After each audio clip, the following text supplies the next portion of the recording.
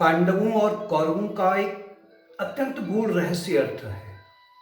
बहुत ज़्यादा इसमें आध्यात्मिकता कूट-कूट के भरी हुई है।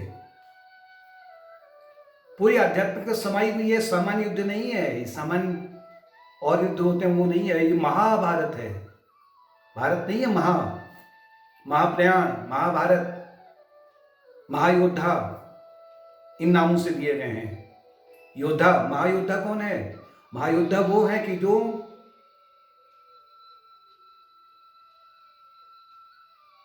इस संसार में के समरांगण में जिसके भीतर वो युद्ध चल रहा है, किससे? अज्ञान से युद्ध चल रहा है, आसुरी गुण से युद्ध चल रहा है, वो महायोद्धा है।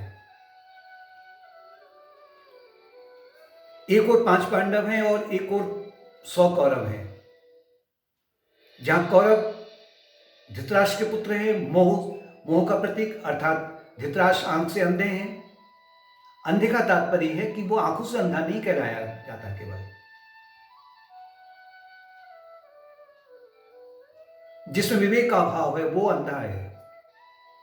गीता में अपने श्लोक 8वें अध्याय में आता है कि धूम्रो रातिस तथा षण्मासा दक्षिणायनम, कि धूम का मतलब कि धुआं है, धुआं का मतलब कि मोहग्रस्त हो जाना।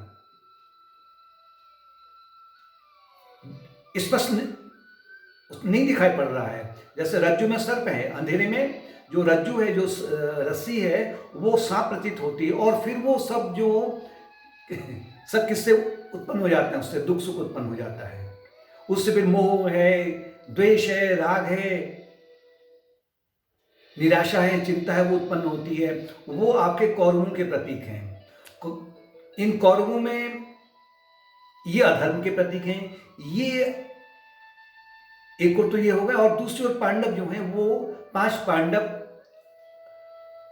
सूर्यदेव के वरदान से उत्पन्न हुए हैं। धर्मराज के पुत्र हैं युधिष्ठिर, पवन देव के पुत्र हैं भीम, अर्जुन स्वयं इंद्र के पुत्र हैं। इंद्र का तात्पर्य कि स्वर्ग में तो इंद्र एक मुक्त है, लेकिन अर्जुन के रूप में जीवात्मा अभी बंधन में आया हुआ है, और वो इन चारों भाइयों की सहायता से, धर्म, अर्थ, काम और मोक्ष की सहायता से जीवन संग्राम को जीतना चाहता है, जीवन संग्राम में कूदा हुआ है।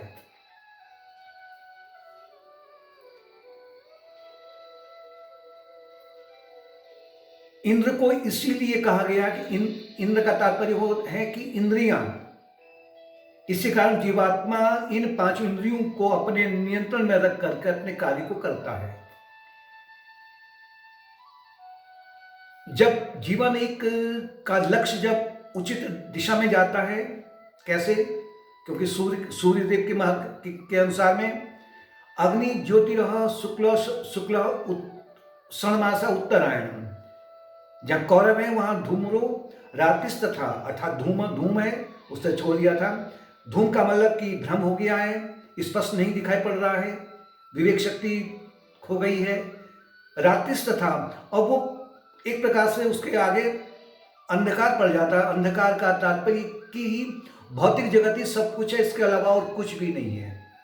आध्यात्मिक जगत के प्रति पूर्ण रूप से सो जाना। दक्षिणायनम, उसका जो विवेक है, धीरे धीरे, दक्षिणायन का तात्पर्य कि जहां दिन धीरे धीरे छोटे होते जाते हैं। सकाम कर्मों को पकड़ने के बाद में उसकी चेतना संकुचित होने लग जाती है, और फिर वो उसके बाद में क्रम चलते रहता है उसका, जन्म और मृत्यु के क्रम में। लेकिन दूसरी ओर जो पांडव प्रतीक हैं वो अग्नि ज्योतिरः शुक्लो षण्मासा उत्तरायणम। अग्नि का तात्पर्य कि वैराग्य, कि संसार के इन भोगों से जीवात्मा अनेक जन्मों से अनुभव करता है, मैं कब तक इन भोगों में लिप्त रहूं। तो इनसे वो एक प्रकार से अनअटैच होने लग जाता है, वैराग्य होने लग जाता है उसके मन में इंद्रिय सुखों के प्रति। उसके बाद उसको इतना ही नहीं होता, फिर विवेक भी जग जाता है कि आत्मा अनात्मा में अंतर होने लग जाता है उसका। आत्मा क्या है, अनात्मा क्या है, शरीर, मन, बुद्धि, चित्त, अहंकार, ये अनात्मा की श्रेणी में आते हैं। आत्मा इनसे परे है, जो इन सबको प्रकाशित कर रहा है। तब वो सणमासा उत्तरायणम, अह, उसके बाद में अह, अह का तात्पर्य है कि अब वास्तव में जीवन अब सुरीला जीवन बन जाता है, सरस जीवन बन जाता है और एक उद्देश्यपूर्ण जीवन बन जाता है। भले ही बाहरी रूप से पांडवों के समान में उनके जीवन में कितनी प्रकार की कठिनाइयां आई, लेकिन उन कठिनाइयों में से वो कृष्ण भगवान की सहायता से, अंतरात्मा की सहायता से, अंतरात्मा के निर्देशन में, उनके गाइडेंस में वो ऐसे निखर के आता है जैसे कि पांचों पांडव निकल के आते थे, जैसे कि घने बादलों के बीच में से पूनम का चांद निकल के आया हो। अर्थात उसमें एक महान शक्ति उत्पन्न हो जाती है, उसकी जो मानसिक शक्ति है उसका विस्तार होता है, जो छुपी शक्तियां उसके भीतर में वो मुक्त होने लगती हैं। ऐसा जीवन जो पांडवों का जीवन है वो धर्म, अर्थ, काम और मोक्ष के पर आधारित है, जहां पर मुख्य लक्ष्य क्या है? धर्म और मोक्ष के प्रतीक तो हैं युधिष्ठिर, अर्जुन जीवात्मा स्वयं है। अर्जुन जीवात्मा एक केंद्र बिंदु बन करके धर्म और अर्थ अर्थात मोक्ष बड़े भाई हो गए। साथ पवन देव अर्थ के प्रतीक हैं और काम नकुल और सहदेव के प्रतीक। नकुल को वो शारीरिक रूप से आकर्षित थे, काफी सुंदर थे, और सहदेव बौद्धिक रूप से महान थे। जीवात्मा इनकी सहायता से और धर्म और मोक्ष के अंडर में रहते हुए, धर्म और मोक्ष का आदर करते हुए, जैसे कि चारों भाई आदर किसका करते हैं? युधिष्ठिर का। धर्म और मोक्ष के प्रतीक है। अगर युधिष्ठिर कहें, अगर कितनी महान अगर उत्तेजनात्मक स्थिति आई, भीम को लड्डू खिलाए गए हैं, तो युधिष्ठिर कहेंगे नहीं, शांत रहो। लाक्षागृह में शांत रहो। द्रौपदी का चीर हरा गया, शांत रहो। वन में अनेक प्रकार के जब कौरव आए थे, उन्होंने अनेक प्रकार के से उनको हानि की। उन्होंने दुर्योधन को छोड़ दिया था। अर्थात धर्म और मोक्ष का आदर करते हुए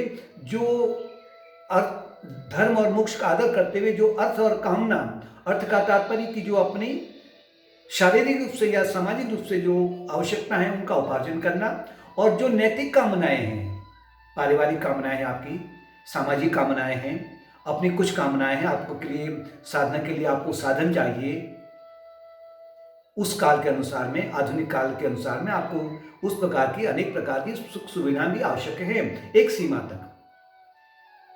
लेकिन मुख्य रूप से आप क्या करेंगे? आपका जो भीतर अर्जुन है और जो चार भाई हैं अर्थ और काम, ये चारों धर्म और मोक्ष का आदर करते रहते हैं, जैसे कि चारों पांडव युधिष्ठिर के निर्देशन में ही रहते हैं। उनसे कभी भी वो एक इंच भी इधर नहीं होते हैं। अगर ऐसा जीवन है तो वो जीवन आपका वही जीवन उद्देश्यपूर्ण है। आपका जो आंतरिक जीवन है वो उत्तरायण की ओर बढ़ रहा है। नित्य प्रति आपकी चेतना का विस्तार हो रहा है कि जहां से फिर लौट के नहीं आना पड़ता है। लौटने का तात्पर्य कि फिर से मतलब पुनर्जन्म की श्रेणी में नहीं आना पड़ता है,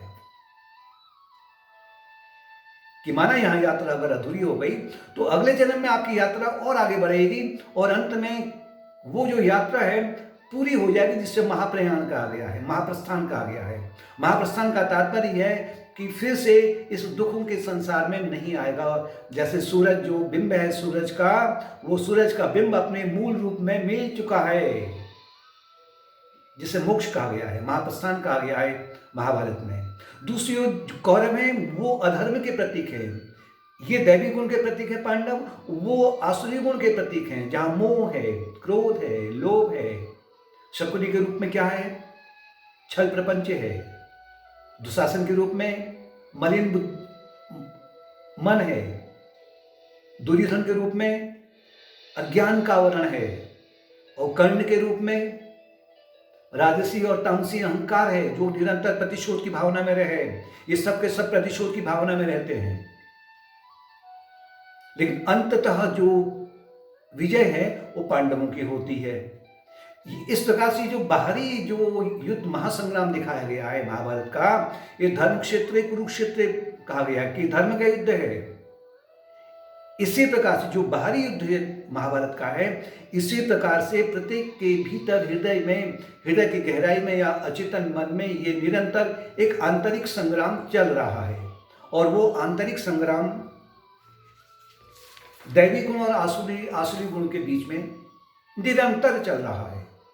लेकिन जब तक ये संग्राम के पीछे आपका धर्म और मोक्ष का लक्ष्य नहीं होगा, और कृष्ण भगवान की अंतरात्मा के मार्ग निर्देशन में नहीं होगा, यानी कि आप योग मार्ग का पालन नहीं करेंगे, तब तक आसुरी गुण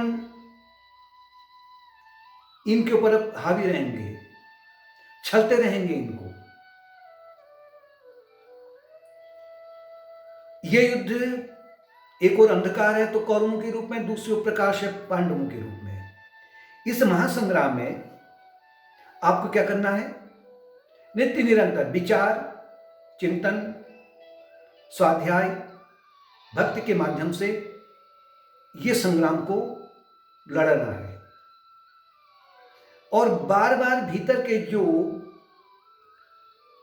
आसुरी गुण है, जो वो निरंतर दैवी गुणों पर अपना आधिपत्य पाना चाहते हैं। जैसे बचपन से ही कौरव निरंतर दुर्योधन के निर्देशन में वो निरंतर पांडवों को हमेशा अपने मार्ग से हटाना चाहते थे। अनेकों बार ऐसा हुआ है। लाक्षागृह है आपका, बचपन में भीम को लड्डू खिलाए, बहुत सी लंबी सारी कथा है। लेकिन अंततः जब भी ये आसुरी गुण दैवी गुणों पर अपना आधिपत्य बनाना चाहते हैं, उनको छलते हैं, तो वो तब तक जब तक वो युधिष्ठिर रूपी धर्म और मोक्ष के का आदर करते हैं, और साथ में अंतरात्मा की सहायता प्राप्त करते हैं, तो वो तब तक और पुष्ट होके आ जाते हैं। जैसे भीम को जहर खिलाया था, तो भीम को जहर उसका दैवी विधान में दैवी चमत्कार से क्या हो गया कि भीम का वो जहर तो उतर गया, लेकिन साथ में 60,000 हाथियों का बल प्राप्त हो गया। यानी दुख की स्थिति में जब इस तरह की स्थिति आती है, जब आप अपने भीतर उस अंतरात्मा में, कृष्ण भगवान में विश्वास रखते हैं, और धर्म और मोक्ष अगर आपका लक्ष्य रहता है, तो आपकी जो मानसिक शक्ति है ना, जो मानसिक शक्ति कुंठित हुई पड़ी है, वो और भी शक्तिशाली बन के आ जाती है। मतलब सहनशीलता, धैर्य, विवेक, अनेक प्रकार के दैवी गुण से और संपन्न हो जाती है।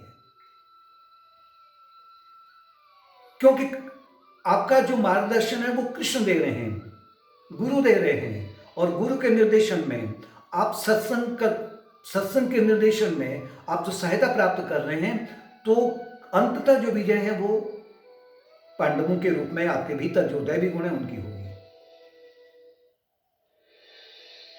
और जिसका जो अंतिम परिणाम है वो आपके सामने है कि किस तरह से अंत में महान शक्तिशाली आसुरी गुण के रूप में जो पांडव थे, किस प्रकार से एक एक करके दैवी विधान के अनुसार में जो असंभव सा प्रतीत हो रहा था, जयद्रथ का वध असंभव सा प्रतीत हो रहा था, कर्ण का वध असंभव सा प्रतीत हो रहा था, भीष्म पितामह का वध असंभव प्रतीत हो रहा था, द्रोणाचार्य का वध असंभव प्रतीत हो रहा था, और अंत में जो दुर्योधन है उसका भी वध असंभव था, क्योंकि वो भीम से ज्यादा शक्तिशाली हो गया था गदा युद्ध में। लेकिन निरंतर कृष्ण भगवान, जिसके अर्थात कृष्ण जिनके सारथी रहेंगे, सारथी का तात्पर्य कि बुद्धि अगर परिशुद्ध है तो बुद्धि आपके सारथी के रूप में आपको काम करेगी, तो निरंतर विजय आपकी होगी। भले इस जीवन संग्राम में कितनी ज्यादा आपको घायल होना पड़े, या अनेक प्रकार के जो जो बीच में जो जो पांडवों के जो उनका वध हुआ था उनके और उनका, वो तात्पर्य है कि आपके भीतर की जो इल्यूजन्स हैं, भ्रांतियां हैं, इनको हटना भी है। आसक्ति आसक्ति की भ्रांति हटती है, मोह की भ्रांति हटती है, लालच की भ्रांति हटती है, निराशा की भ्रांति हटती है। जैसे जैसे ये हटेंगे ना, जैसे जैसे बादल हटेंगे तो क्या होगा, बादल हटे या रात्रि जैसे प्रातःकाल होती है, तो प्रातःकाल होते ही जैसे अनंत अनंत अनंत सूर्य अपने स्वर्णिम किरणों के समान साथ में आकर के आपको प्रकाश दे देता है। तो ये महाभारत एक सामान्य संग्राम नहीं है, जिसको अभी जो डीडी में भी आया था, तो उसमें ये देखा जा रहा है कि जो उसमें जो महाभारत में अभी जो जो नाटक बना था, उसमें जो उनके कलाकार हैं, उन कलाकारों की हिस्ट्री खोजने में लगे लोग, उसमें ज्यादा रुचि हो गई है उन लोगों की। आपको वो उन्होंने क्या किया, उनका बैकग्राउंड क्या है, उसको नहीं देखना है, उनके माध्यम से जो महाभारत में समझाया क्या गया है उसकी गहराई में जाना है आपको। लेकिन खाली वो एक छिछले पानी में जैसे समुद्र के किनारे मोती ढूंढ रहे हैं, और मोती तो गहरे पानी में है, वहां तो डुबकी लगाना आता नहीं है, वहां जाना भी नहीं चाहते हैं। समुद्र के किनारे मोती ढूंढ रहे हैं और वहां से मोती आपको नहीं मिलेंगे, सीप मिलेंगी थोड़ी सी, और क्या मिलेगा।